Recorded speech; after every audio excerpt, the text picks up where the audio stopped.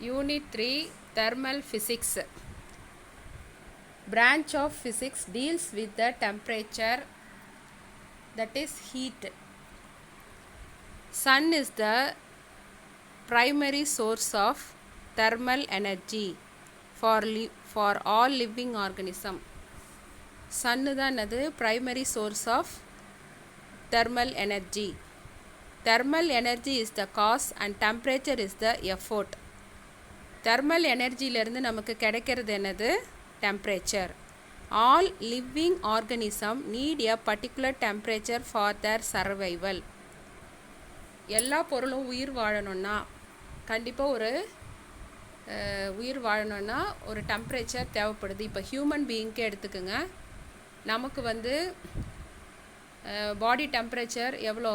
98.4 degree Fahrenheit. இதே செல்சியஸ்னால் 37 degree Celsius. In the kitchen, a container with a steel bottom is placed on the induction stove. Do you know why? இப்போ நமக்கே தெரியும், ஒரு பொருளை எதுக்கு நம்ம ஸ்டவ்வில் வச்சு ஹீட் பண்ணுறோம்? அதில் இருக்கக்கூடிய திங்ஸ் வேகிறதுக்காக நம்ம வைக்கிறோம் இல்லையா? ஸோ நமக்கு என்ன இதுலேருந்து ஸ்டவ்லேருந்து நமக்கு என்ன கிடைக்கிறது? தெர்மல் எனர்ஜி கிடைக்குது. All of us have a common man's understand for thermal energy and temperature. So நமக்கு தெர்மல் எனர்ஜினா என்ன, டெம்பரேச்சர்னா எல்லாருக்குமே என்னது தெரியும். Next temperature.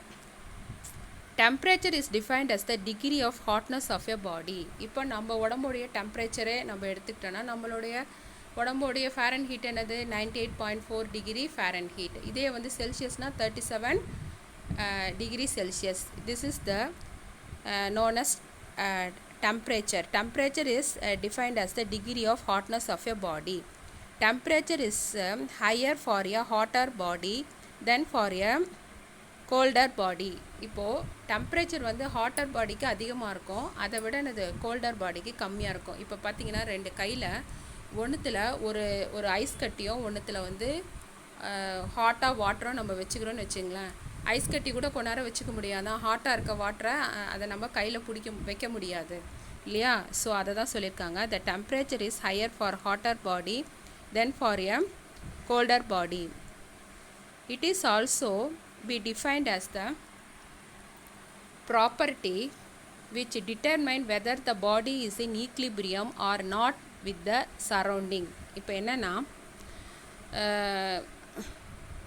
ஒரு ஹாட் பாடி எடுத்துக்கிறோம், ஒரு கோல்டு பாடி எடுத்துக்கிறோம். இப்போ பார்த்தீங்கன்னா சரௌண்டிங்கோட அதனுடைய டெம்பரேச்சர் ஈக்குவலாக இருக்கா, இல்லை அதிகமாக இருக்கா, இல்லை கம்மியாக இருக்கா அப்படின்னு அதனுடைய ப்ராப்பர்ட்டியை நம்ம தெரிஞ்சுக்கணும். சரௌண்டிங்லேருந்து நம்ம டிட்டர்மைன் பண்ணிக்கணும். ப்ராக்கெட்டில் கொடுத்துருக்கு or average kinetic energy of the molecules. இப்போது average kinetic energy of the molecules அப்படின்னா, மாலிகூல்ஸ் எல்லாமே மூமெண்ட்டில் இருந்துச்சுன்னா கைனெட்டிக் எனர்ஜி அங்கே இருக்குது. ஸோ கைனெட்டிக் எனர்ஜி இன்க்ரீஸ் ஆச்சுன்னா தெர்மல் எனர்ஜி இன்க்ரீஸ் ஆகும். So average kinetic energy is call the temperature. Further, temperature is the property which determine the direction of flow of heat. It is a scalar quantity. இப்போது ஒரு கப்பில் ஒரு coffee எடுத்துக்கிறோம், ஒரு ice கட்டி எடுத்துக்கிறோம். இப்போ என்ன ஆகும், அந்த கப்பில் இருக்கக்கூடிய காஃபி ஹீட்டாக இருக்கும். அது சரௌண்டிங்க்கு ஏற்ற மாதிரி அதில் இருக்கக்கூடிய ஹீட் எல்லாமே கொஞ்ச நேரம் கழித்து என்ன ஆகிடும், சரௌண்டிங்கில் சுற்றி வந்துடும். இப்போ என்ன ஆகுதுன்னா, அந்த இது சரௌண்டிங்க்கு ஏற்ற மாதிரி அதனுடைய ஹீட் என்னோட ஈக்குவல் ஆகிடும். அதே மாதிரி தான் ஐஸ் கட்டி என்ன ஆகும், நம்ம வெளியில் வைக்கும்போது சரௌண்டிங்கில் இருக்கக்கூடிய ஹீட்டுனால் அந்த ஐஸ் கட்டி மெல்ட் ஆகிட்டு ஒரு குறிப்பிட்ட நேரம் வரும்போது ரெண்டுமே என்னவாயிடும், டெம்பரேச்சரில் ஈக்குவல் ஆகிடும். இப்போ பார்த்திங்கன்னா அந்த சரௌண்டிங்கில் அந்த ஹீட்டையும் சரி, இந்த ஹீட் அந்த ஐஸை மெல்ட் பண்ணுறதும் சரி, எந்த டைரக்ஷனில் நடக்கிறதுன்னு சரௌண்டிங்கை சுற்றி பரவும் அந்த ஹீட்டுன்றது. அப்போ இது எந்த டைரக்ஷன் கிடையாது, நோ டைரக்ஷன், பர்டிகுலர் டைரக்ஷன் கிடையாது. அதனுடைய ஹீட்டும் சரி கூலும் சரி சரௌண்டிங் அது சுற்றி அது பரவுது. அதே மாதிரி இந்த ஐஸ் கட்டியை கூல் பண்ணுறதுக்கு இந்த சரௌண்டிங்களுக்கு ஹீட் அந்த ஐஸை மெல்ட் பண்ணுது. ஸோ அப்போ பார்த்தீங்கன்னா no direction. So it is a scalar quantity. இதுக்கு டைமென்ஷன் இருக்குது. the SI unit of temperature is Kelvin. SI unit வந்து டெம்பரேச்சருக்கு என்னது Kelvin. There is other commonly used unit of temperature such as degree Celsius and degree Fahrenheit. இன்னும் ரெண்டு இருக்குது. ஒன்று வந்து degree Celsius, இன்னொன்று வந்து degree Fahrenheit. Next absolute scale இல்லைனா Kelvin scale of temperature. The temperature measured in relation to absolute zero using the Kelvin scale is known as absolute temperature. Temperature measure பண்ணுறது எதை ரிலேட் பண்ணினா kelvin ஸ்கேலில் absolute zero relate பண்ணி டெம்பரேச்சரை நம்ம measure பண்ணலாம். that is called absolute temperature. இப்போது 0 கெல்வின்னா என்னென்னா -273 டிகிரி செல்சியஸ். 0 டிகிரி செல்சியஸ்னா 273 கெல்வின். இதை ரெண்டுத்தையும் கம்பேர் பண்ணி ரிலேட் பண்ணி எழுதும்போது the temperature is called absolute temperature. Next,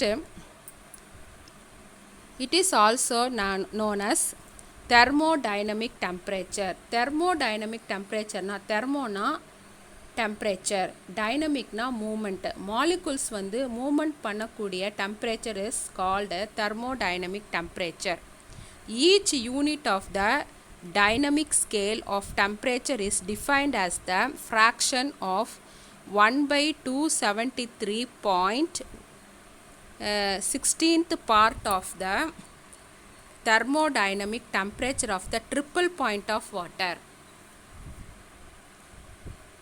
அதாவது தெர்மோடைனமிக் ஸ்கேலில் டெம்பரேச்சரை ஒவ்வொரு யூனிட்லேயும் எப்படி டிஃபைன் பண்ணலான்னா 1/273.16th part of the thermodynamic temperature of triple point of water. that is, இப்போ ஐஸ் எடுத்துக்கிறோம். ஐஸ் என்ன ஸ்டேஜில் இருக்குது? சாலிட். அது என்னவா மாறும்? வாட்டராக மாறும். வாட்டர் என்னவா மாறும்? வாட்டர் வேப்பராக இல்லை ஸ்டீமாக மாறும். இப்போ இந்த மூன்று நிலையிலும் ஒரே டைம் மூமெண்ட் நடந்துக்கிட்டு இருக்கும்போது that is called triple point of water. அந்த ட்ரிபிள் பாயிண்ட் ஆஃப் வாட்டரை 1/273.16th part வரக்கூடிய அந்த temperature is called each unit of thermodynamic scale. Next, a temperature difference of 1 degree Celsius is equal to that of 1 Kelvin. 1 degree Celsius வந்து difference வந்து என்னது is equal to என்னது 1 Kelvin. 0 Kelvin is the absolute scale of temperature of the body. 0 Kelvinனா என்ன சொல்லியிருக்கேன்? -273 degree Celsius. That is called absolute scale of temperature of the body. The relation between the different types of scale of temperature Celsius and Kelvin, that is K equal to C plus 273. Fahrenheit and Kelvin, K equal to F plus 460 into 5/9. 0 Kelvin equal to -273 degree Celsius. Next, thermal equilibrium. 2 or more physical system or bodies are said to be in thermal equilibrium if there is no net flow of thermal energy between the system. அப்படின்னா இப்போது ஒரு 100 degree Celsius எடுத்துக்கிறோம் ஒரு system A, இன்னொரு system B, that is 0 degree celsius. எப்பயுமே temperature வந்து ஹாட்லேருந்து தான் கோல்டுக்கு போகும். அப்போது எப்போ இது ஈக்லிபிரியம் நடக்கும்? இந்த 100 டிகிரி செல்சியஸ்லேருந்து ஒரு 50 டிகிரி செல்சியஸ் வந்து இந்த 0 டிகிரி செல்சியஸ்க்கு போகும்போது இங்கேயும் 50 டிகிரி செல்சியஸ் ஆகிடும், இங்கேயும் 50 டிகிரி செல்சியஸ் ஆகும். அப்போ இது என்ன ஆகுது? ரெண்டுமே ஈக்லிபிரியம், ரெண்டுமே ஈக்குவல் ஆகுது. அதான் சொல்லியிருக்காங்க, 2 or more physical system or body are said to be thermal equilibrium if there is no net flow of thermal energy between the two system. அப்படின்னா என்னென்னா ரெண்டுமே ஈக்லிபிரியத்தை அடைஞ்சிடுது. The heat energy always flow from one body to other due to the temperature difference between them. Temperature டிஃப்ரென்ஸாக இருக்கும்போது தான் ஹாட்லேருந்து கோல்டுக்கு அந்த temperature வந்து transfer ஆகும். ஒரு நிலையில் ரெண்டுமே ஈக்குவல் ஆகிடுச்சுன்னா அதோட அந்த அங்கே வந்து என்னது அந்த ஹீட் வந்து ட்ரான்ஸ்ஃபர் ஆகாது. அதுதான் என்னது equilibrium. That is called thermal equilibrium. thus you can define thermal equilibrium in another way. If two bodies are said to be in thermal equilibrium, then they will be at the same temperature. அப்போ என்ன ஆகுது, thermal equilibrium attain பண்ணிடுச்சுன்னா ரெண்டுமே என்ன ஆகும், same system ஏவும் பியும் என்னது same டெம்பரேச்சரில் இருக்கும். What will happen if two bodies at different temperature are brought in contact with one another? இங்கே டயக்ராம் கொடுத்துருக்காங்க. ஒன்று ஹாட்டுன்னு எழுதியிருக்காங்க, ஒன்று கோல்டுன்னு எழுதியிருக்காங்க. நான் என்ன சொல்லியிருக்கேன், ஹாட்லேருந்து தான் கோல்டுக்கு வந்து டெம்பரேச்சர் வந்து ட்ரான்ஸ்ஃபர் ஆகும். அப்போது இதில் இருக்க ஹாட் பாடியிலேருந்து கோல்டு பாடிக்கு ட்ரான்ஸ்ஃபர் ஆகும்போது சப்போஸ் இது வந்து ஒரு அதை தான் நான் சொல்லியிருக்கேன், 100 டிகிரி செல்சியஸ் வச்சுங்க, 0 டிகிரி செல்சியஸ் வச்சுருங்க, 50 டிகிரி செல்சியஸ் ரெண்டுத்தையும் ஈக்குவலாக வரும்போது அது என்ன, அந்த டெம்பரேச்சர் வந்து ஈக்லிபிரியம் ஸ்டேஜுக்கு வந்துடும்.